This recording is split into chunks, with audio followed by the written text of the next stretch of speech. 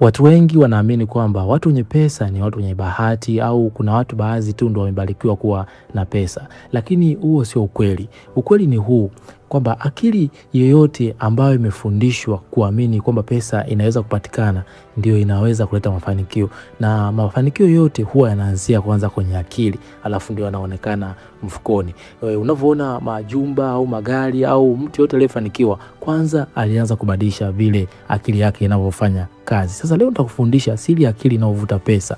Na hii sio uchawi, ni sayansi ambayo inafanya kazi katika uhalisia wa kawaida kabisa. Na ukijua vizuri, utaanza kuona fursa ambazo wengine hawazioni, na utaanza kuvuta mafanikio katika maisha yako. Lakini kama hii ndio mara yako ya kwanza kujiunga na channel yetu ya Elikhan Mtz, karibu sana na usisahau kusubscribe. Okay, sasa siri ya kwanza ni sheria ya thamani zidi ya muda. Sasa unajua, mara nyingi kuna vitu vingi utakao vifahamu.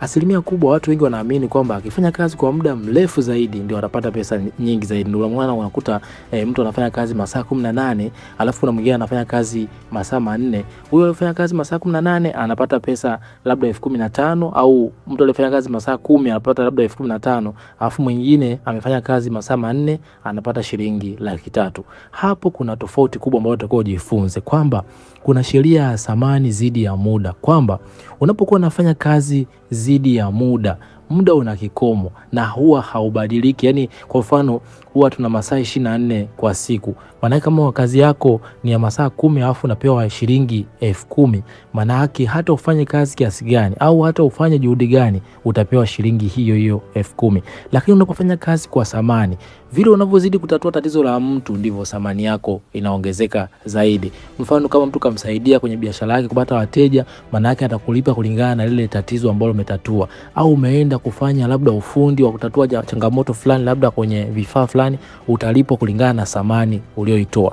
Unapofanya kazi kwa thamani, maana yake unakuwa unatatua tatizo la mtu na utalipwa kwa kiwango kikubwa zaidi kuliko kufanya kazi kwa muda. Unapofanya kazi kwa muda unakuwa na kikomo kwamba pesa yako iongezeki na muda unakuwa ni ule ule. Lakini unafanya kazi kwa thamani, vile unavyozidi kutatua tatizo la mtu ndivyo pesa yako inaongezeka zaidi. Na hii ndio tofauti kati ya kufanya kazi hard work na smart work, yani kufanya kazi kwa akili na kufanya kazi kwa nguvu.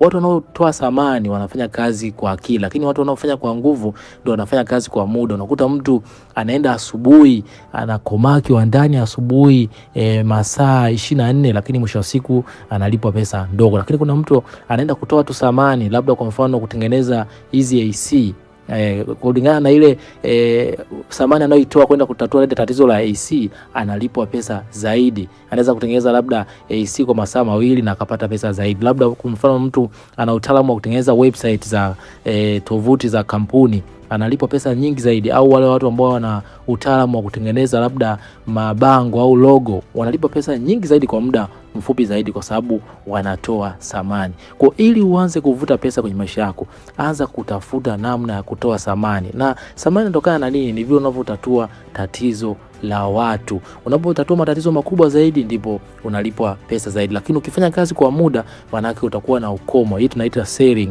kwamba pesa yako haitaongezeka hata kama ukifanya kwa kiasi gani, pesa yako itakuwa hiyo hiyo. Asa jinsi ya kuhama kutoka kwenye upande wa muda ili kwenda kwenye upande wa thamani. Jambo la kwanza kabisa, jiulize ujuzi wangu unaohitaji kiasi gani. Kwa mfano, kama unaona ujuzi wako hauna thamani katika mazingira yanayokuzunguka, atakuwa sasa ujiongeze, ujifunze na utafute ujuzi ambao unalipa kwa sasa. Kwa mfano, kama sasa hivi ujuzi ambao unalipa ni kwa mfano mambo ya graphic design, masuala ya video editing, kwa sababu sasa hivi kuna uhitaji mkubwa wa kutengeneza video. Kwa mfano, masuala ya website, mobile development, kutengeneza application za simu. Sasa hivi watu wengi wamehamia sana kwenye matumizi ya simu. Haya, ufundi kwa mfano kutengeneza AC, kutengeneza simu, kutengeneza kompyuta. Na huo utaalamu utakuwa wewe utaalamu wa hali ya juu. Yani jitahidi ubobee uwe tofauti na watu wengine, kwa sababu kadri vile unavyozidi kutatua tatizo la watu na ukawa na mtaalamu zaidi, ndivyo utalipwa zaidi. Unaweza kujikuta labda unaenda kutatua tatizo la mtu la kawaida tu dogo la nusu saa ukalipwa labda 500,000, lakini kuna mtu anaenda kufanya kazi asubuhi mpaka saa 8 analipwa shilingi 15,000. Siri hapo ni kutoa thamani. Kwa kadri unavyojifunza kuhusu ujuzi fulani na ukaujua vizuri ambao una thamani katika maisha ya sasa, na sasa hivi tuko kwenye kipindi cha teknolojia, ndipo utalipwa zaidi. Lakini jambo la pili, jiulize nawezaje kuwafikia watu wengi zaidi. Hii tunaita scalability.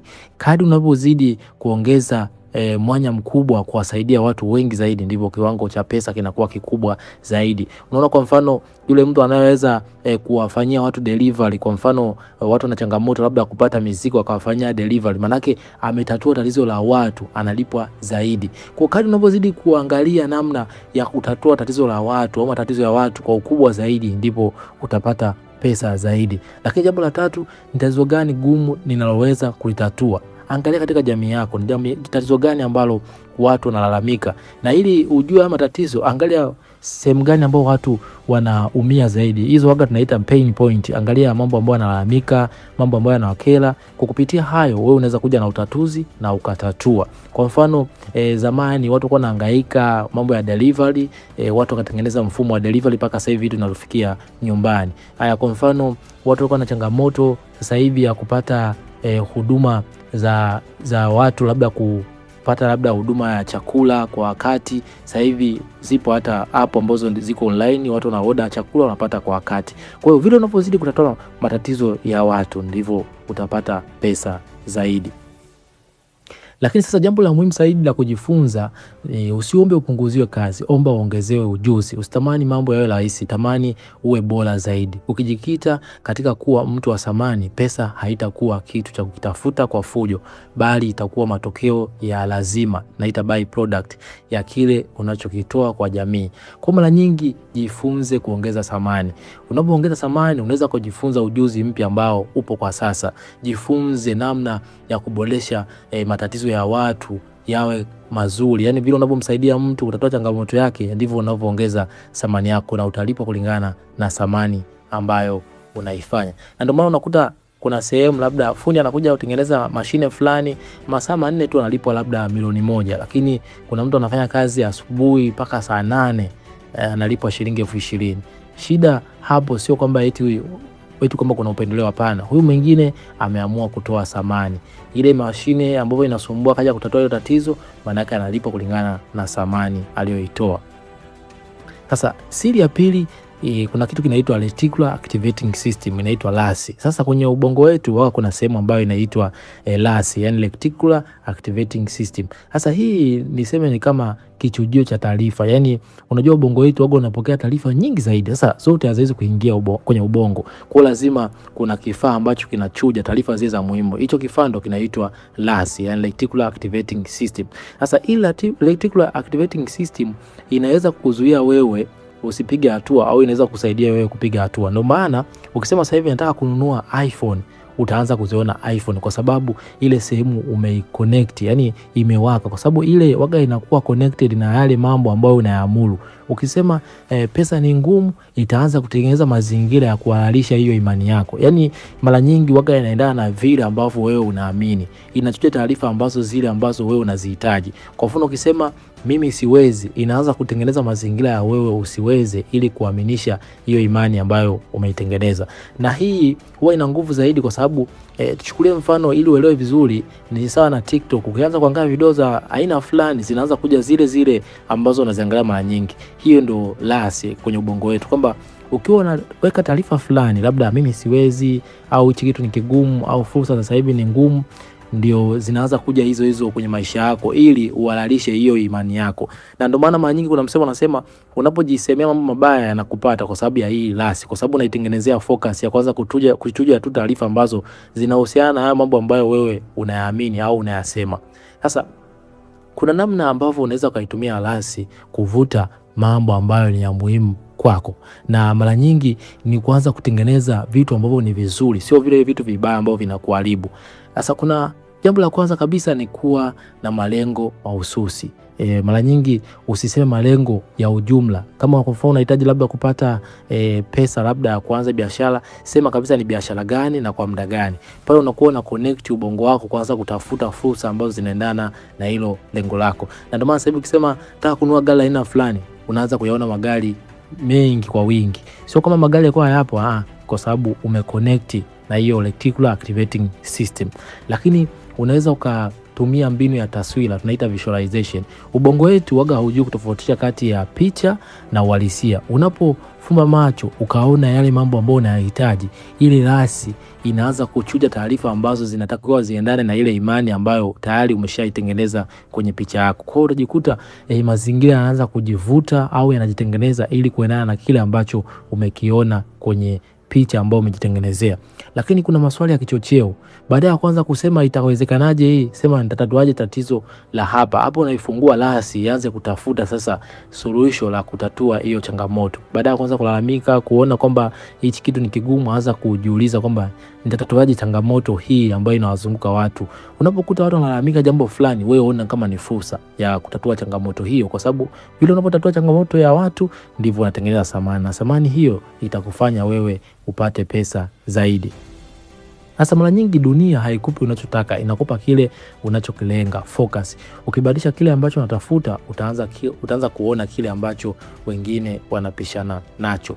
Kama nilivyosema kwamba ilasi vile ambapo unaanza kuprogramu akili yako kwanza kuona au kusema vile vitu ambavyo unavihitaji, itaanza kuchuja taarifa ambazo ni za muhimu tu zije kwako. Na ndio maana hata kama uko kwenye kelele au kwenye watu wengi, ukisikia jina lako linapenya moja kwa moja, kwa sababu rasi ilishalichuja jina lako kama jina la muhimu kwako. Kwa hiyo taarifa hiyo waga ni ya muhimu, itakuja kwako. Kwa hiyo unapotengeneza mpango wako vizuri, malengo yako mahususi ukaweka vizuri, manake taarifa ambazo zinaendana na kile kitu ambacho umeshakiweka au umekiprogram zitaanza kuja ili ziendane na ile imani ambayo wewe umeshaitengeneza. Na hapo sasa utaanza kuona fursa ambazo wengine walikuwa hawazioni. Ndivyo pia hata kama ukisema nataka ninunue simu labda Tecno, utaanza kuziona Tecno nyingi. Sio kwamba zilikuwa hazipo, zilikuwepo, ila ulikuwa hujaweka focus huko. Kwa hiyo hata mafanikio, ukisema nataka nianze kufanya labda investment labda ya kwenye masuala ya uwekezaji, utaanza kuona sasa fursa. Ni vile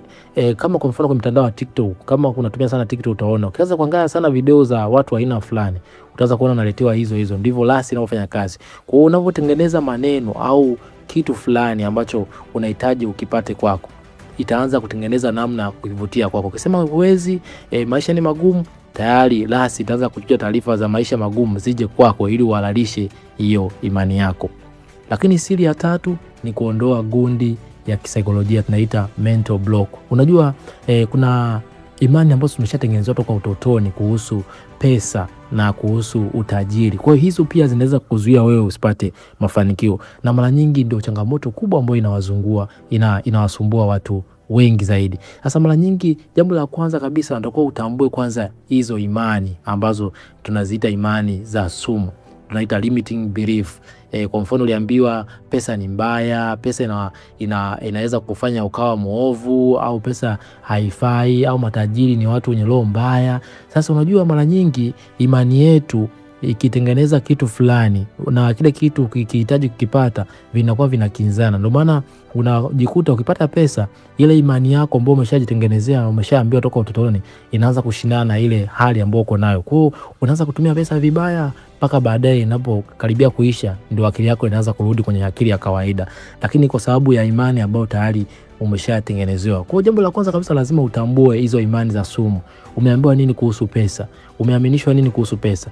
Lakini jambo la pili ni hofu ya kufanikiwa, the fear of success. Hivi unajua hichi kitu watu waga hawaamini, lakini ukweli. Unajua watu wanaogopa kufanikiwa kuliko umaskini. Yaani wanaogopa zaidi mafanikio kuliko umaskini, kwa sababu wanaogopa ndugu wataanza kuwasumbua, wanaogopa wakiwa na pesa nyingi watavamiwa. Sasa ile hofu inakuwa kubwa zaidi kuliko umaskini.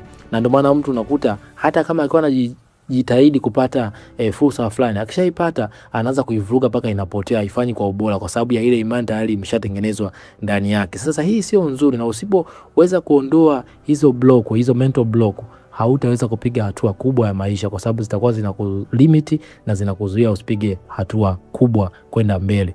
Sasa kuna jinsi ya kuyeyusha hizo gundi, yani tunaziita mental block. Jambo la kwanza ni badilisha lugha.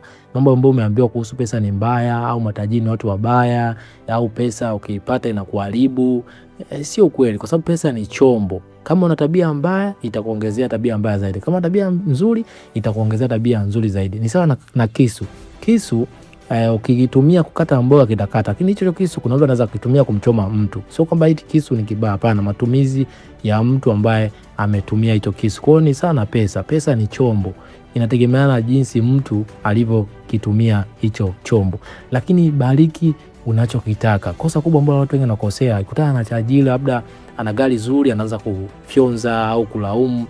Huwezi kupata hicho kitu kwa sababu utakuwa na shindana na imani yako. Ili upate hicho kitu, anza kubariki, furahia mafanikio ya wengine, bariki gari hilo zuri, sifia mafanikio ya watu wengine, sema gari lako ni zuri sana, kikweli linapendeza. Hiyo unakuwa unavutia mafanikio hayo yaje kwako. Lakini ukiwa unalaumu au unafyonza mafanikio ya wengine, unasema hao watu ni Freemason, hao watu hao wameiba, au watu hao ni wezi, wapata pesa za haramu, huwezi kuzipata kwa sababu utakuwa na shindana na imani yako mwenyewe. Lakini jambo la tatu, andika upya hadithi yako. Badala ya zile story ambazo umeshaambiwa toka utotoni, inabidi uzifute sasa, uandike habari mpya. Kama uliambiwa pesa ni mbaya, basi ubadilishe, useme pesa si mbaya, bali inategemeana na jinsi mtu atakavyozitumia. Yani zile imani ambazo umetengenezwa, kaa chini, andika kwenye karatasi. Zile imani ambazo unaziamini kuhusu pesa au mafanikio, anza kuzibadilisha. Hapo tayari utakuwa unafuta ile gundi, unaiondoa kichwani ambayo ni mental block, na kuweka imani mpya. Kwa sababu unapoandika ile imani mbaya, unaandika mbele yake imani nzuri. Kwa mfano, labda pesa ni mbaya, unasema pesa ni nzuri, inategemeana na mtu anavyoitumia. Kwa hiyo tayari unaanza kubadilisha kabisa. Yaani kama unangoa shina ambalo limepandwa baya, unapanda jipya sasa. Kwa sababu ukishatengeneza hivyo, unawasha sasa ile lasi ambayo inachuja taarifa, kama ilivyo kwenye TikTok, inaanza kuvuta taarifa ambazo zinaanza kuvuta mambo mema kuhusu pesa. Hebu niambie katika comment umejifunza nini katika somo la leo, lakini pia usahau kucomment chochote ambacho kimekugusa au umejifunza zaidi, na nitashukuru kuona maoni yako. Asante kwa kunisikiza kuanzia mwanzo mpaka mwisho. Mimi naitwa Elikhan Mtz, the head of the world. Bye bye, tukutane kwenye kipindi kinachofuata.